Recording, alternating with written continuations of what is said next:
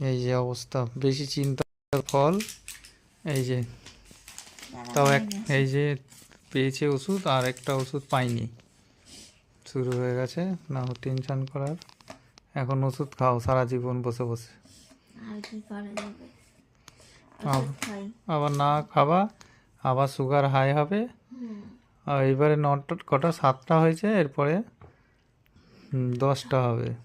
কি 10টা?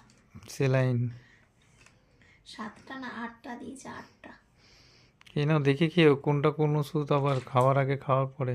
হুম, আর খাওয়ার পরে আছে, খাওয়ার খেয়ে পরে দিয়ে কটা তারপরে আছে? খাবো।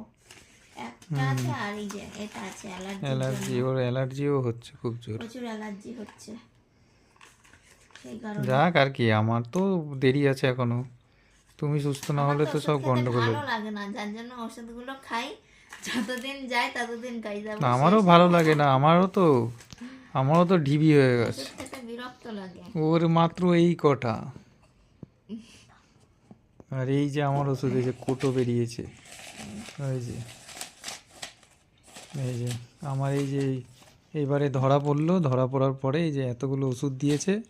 এই ওষুধের দিয়ে যদি ঠিক হয় তো হবে, না হলে এইগুলো ওর 6 ওষুধ, মাস পরে আবার হবে। এইগুলো হচ্ছে আমার ওষুধ।